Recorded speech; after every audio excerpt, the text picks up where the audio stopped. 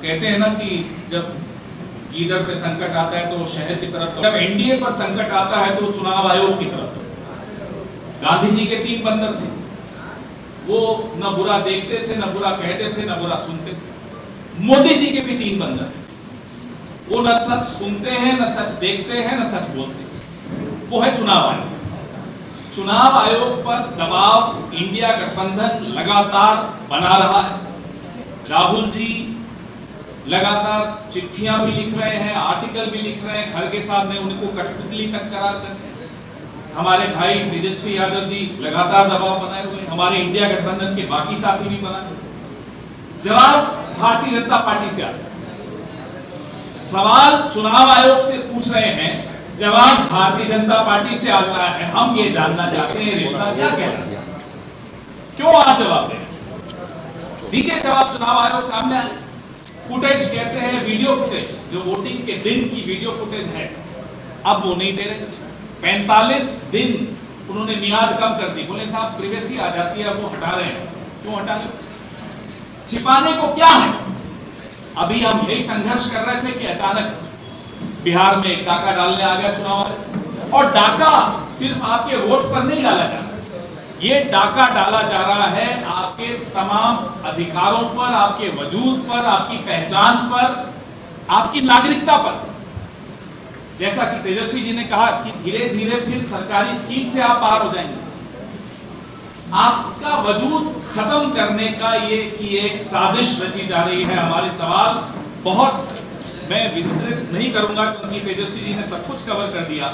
जो हमारी आपत्ति है वो पहली ये है कि जुलाई 1, 1987 और दिसंबर 2, 2004 के बीच में भारत में जो पैदा हुए हैं, उन्हें अपने माता या पिता का बर्थ सर्टिफिकेट, कहां पैदा हुए, कब पैदा हुए, ये क्यों देना पड़ेगा? अब तक तो नहीं था। नंबर 2, दिसंबर 2, 2004 के बाद जन्मे हुए लोग, ये आजादी के बाद पैदा हुई दूसरी पीढ़ी पे आ रहे हैं। पहली पीढ़ी को भी प्रमाण देना पड़ेगा, दूसरी पीढ़ी को भी, आजाद भारत में पैदा होने वाली दूसरी पीढ़ी से ये प्रमाण मांगा जा रहा है। जो 2 दिसंबर 2004 के बाद जन्मे हुए लोग हैं, उन्हें माता पिता दोनों के जन्म का प्रमाण पत्र देना, कहां पैदा हुए, कब पैदा, दस्तावेज देने। तीसरा, दिसंबर 2, 2004 के बाद भारत में जन्मे मतदाताओं को जन्मतिथि, जन्म स्थान स्थापित करने के लिए स्वयं का प्रमाण, सेल्फ अटेस्टेड प्रमाण देना। और ये सब, जैसा कि तेजस्वी जी ने कहा कि सब 2 महीने में करना। अब 2 महीने में ये सब कैसे मुहैया होगा?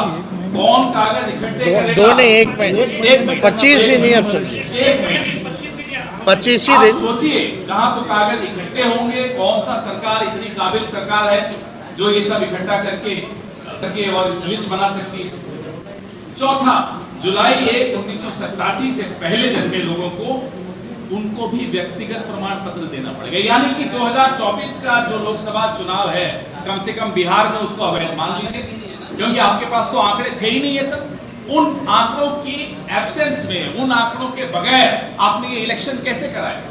तो उस इलेक्शन को पहले अवैध घोषित कीजिए, फिर हम ये सब बात करेंगे आपसे। नहीं तो क्यों करें आपसे बात, आपकी बात क्यों माने?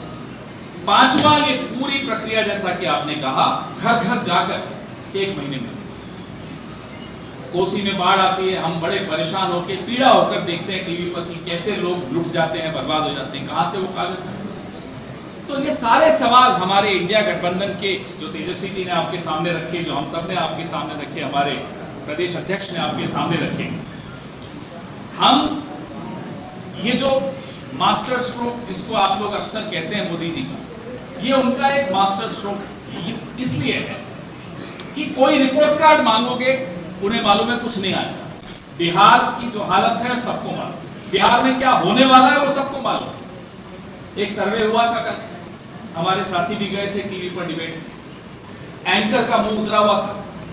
बोला क्यों मुंह क्यों उतरा? बोले सर्वे देखिए चुपचाप, टीवी शुरू होने से पहले, डिबेट शुरू होने से पहले उस सर्वे में मोदी जी और एनडीए की जो हालत है, ये सब उसी सर्वे, उसी हकीकत का नतीजा है कि चुनाव आयोग का टूल किट यहाँ सक्रिय कर दिया गया है।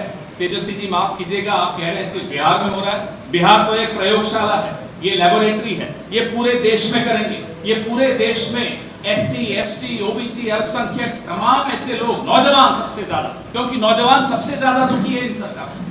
नौजवान परीक्षा में पेपर लीक से दुखी है, बेरोजगारी से दुखी है, उन सबको बाहर कर दिया जाएगा, उन सबको वंचित कर दिया जाएगा वोट देने के अधिकार से।